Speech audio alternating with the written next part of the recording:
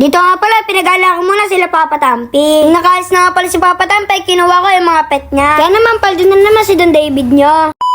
Dito nga pala, nakita ko na naman si Papa Tampi na nakaupo sa computer. Kaya naman napailing ako dito.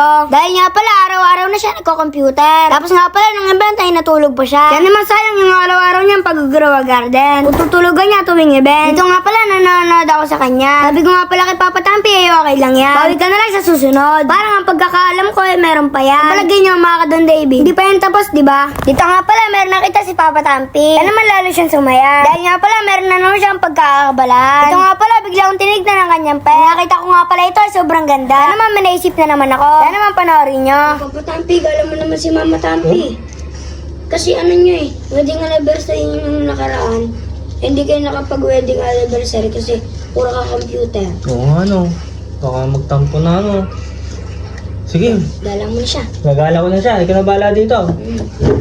Ito nga pala, sobrang saya ko. Kaya naman, may naisip na naman akong kalokohan. Dito nga pala, nagpaalam muna ako sa kanya. Pagkalipas nga pala ng ilang oras ay nasa SM na siya. At ang dami nga pala sa kanya nagpapapicture. So, ito na nga mga ka-Don David. Ito nga pala ang kaganapan sa bahay. Dito nga pala, nagagawin kami ni Tampo. Yung mga Don David, ibibigay ko na nga pala kay Tampo yung mga pet. Sobrang daming bet nga pala, magaganda dito. Kaya naman pinikap ko na lahat. Tinawag na nga pala dito si Tampo. Dito nga pala, sobrang saya namin. Kaya nga pala, meron na naman kaming bagong pet. Bali nga pala, kay Tampo nga pala ipapabot. Para nga pala, itatago muna ni Tampo. Bago nga pala, ibigay sa akin. Dito nga pala, napatalong kami sa sobrang saya. Balik na nga pala tayo kay Papa Tampi. Nandito nga pala sila sa SM Santa Rosa. Para nga pala, mag-date. Kaya nga pala, nung wedding anniversary nila, dito sila nakapag-date. Dahil si Papa Tampi, puro Roblox. Kaya naman, ito na nga pala ang pagkakataon nila. So, okay na nga pala na hindi kami kasama. Dahil nga pala, pagkasama kami, sobrang gulo namin. Malamang si Tampo, iikot-ikot na naman yan. Baka mabasag yung baso. Dahil nga pala, lagi kami nag-aarutan ni Tampo. Kaya naman, hindi sila makakapag-focus sa date nila. Dito nga pala, dumating na yung pagkain nila. Bakit sarap naman. Hindi kami sinama.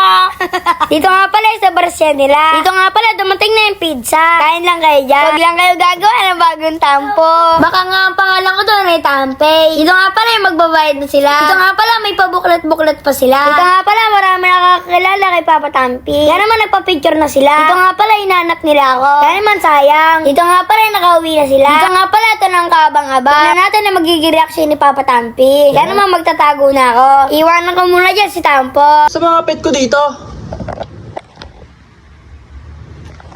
Sana? Tampo? Nasaan yung pet ko? Tampo, saan yung pet ko? Ha? Uy!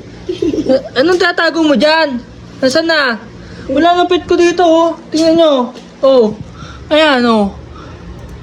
Yung dragonfly ko. Yung Prince Spirit ba yun? Tapos yung ano, T-Rex, oh. Wala na. Ah. Tampo. Ano? Meron kayo? Tatawa kayo. Ano, sabihin mo na. Dali. Anong ginawa nyo? Anong ginawa nyo, ha? Sabi ko, kuya. Ano? Sabi kuya. Gawa daw pet. Ano? Gawa daw pet. Oo. Sabi niya sa akin. Kaya binigay? Okay. Anjo mo.